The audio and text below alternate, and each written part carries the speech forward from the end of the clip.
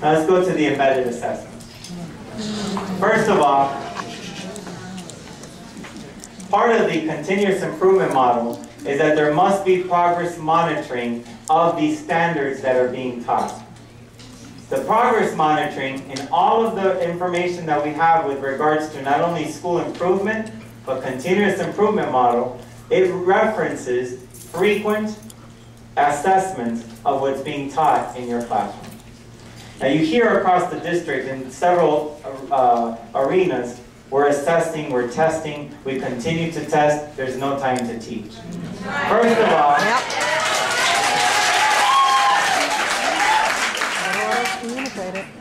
I appreciate the teachers that are very attentively listening to the information.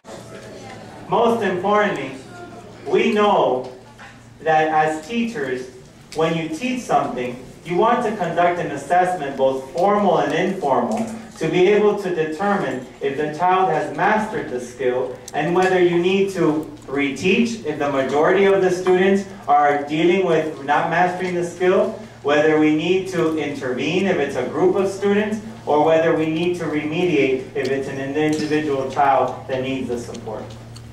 As teachers, you do regular assessments in your classrooms, and the embedded assessments should be part of the total package of assessments and progress monitoring that you're doing in your classrooms.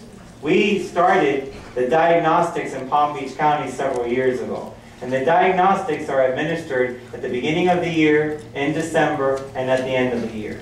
We also had been doing common assessments for quite a while with regards to implementing them in our schools, particularly in the intervals between one diagnostic and the other. One of the first things we heard when we started to have information as to what we were going to do to meet these standards, coming from the teachers that were part of the table in writing these lesson plans and these frameworks, was the common assessments sometimes were not assessing the benchmark that we were teaching because not everyone was on the same page with regards to the instruction. And so the common assessment could be testing number sense and you were teaching decimals or geometry or algebraic thinking.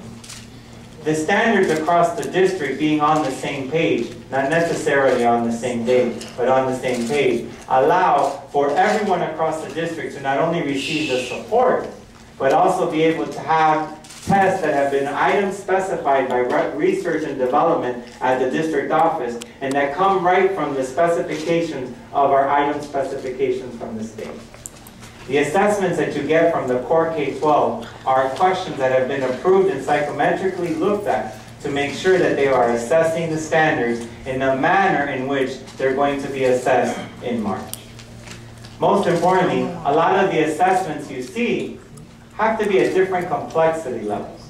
Assessments can not only be at low levels or moderate levels, they also have to be at high levels.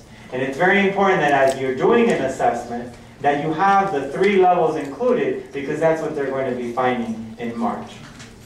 Now, as we've been receiving feedback from the teachers, and I want to tell you that I really appreciate the emails that come to us on a regular basis. As I get the emails, I respond to them regularly, and that's why I've given my email to all of the staff when I visit the schools. I've even given them my cell number to contact me, and the ones that have, I've answered and responded to. Because it's important for us to hear the just-in-time feedback as you are implementing it. Not the information about we don't want to do this or we have to do it or so forth, but how can we make sure that what we're doing is meeting the needs of the students on a regular basis and the needs of the instructional process. For example, one of the things that we heard in the first embedded assessment that we did, which was a trial to make sure that we had everything we needed to move forward within the rest of the embedded assessment, was we wanted a longer period of time within the window. So that if a fire drill occurred, if we had an assembly, if we had a pep rally at the school, if we had an unforeseen circumstance, in addition, if we had a class, some of us are teaching several classes, and you might have one class that's ready and has progressed appropriately with regards to acquiring the skill. You might have one that needs a little bit more time. You might have one that you need to reteach, or one that you want to accelerate. Well, we added the 5-day window period.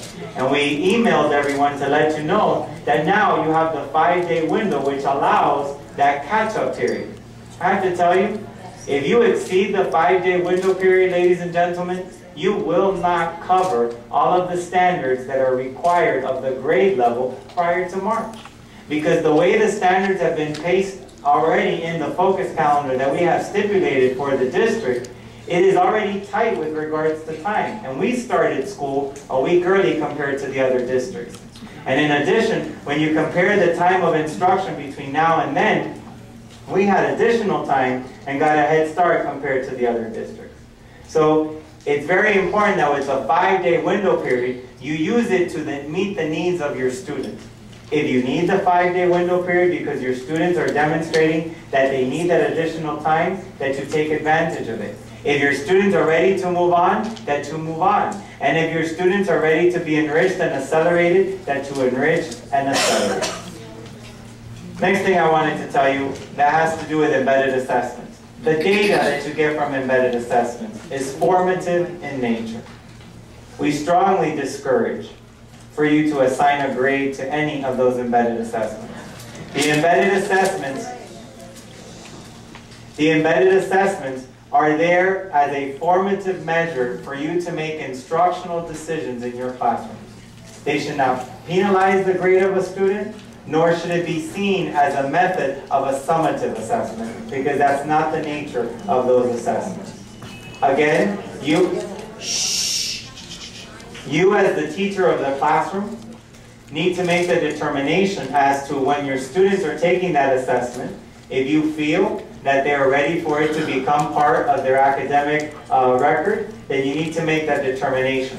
But I would make sure that you consider them as what they're intended for, which is a formative nature for you as an instructional person in your classroom to be able to adjust, adapt, and provide the remediation, intervention, and acceleration that's needed for those students.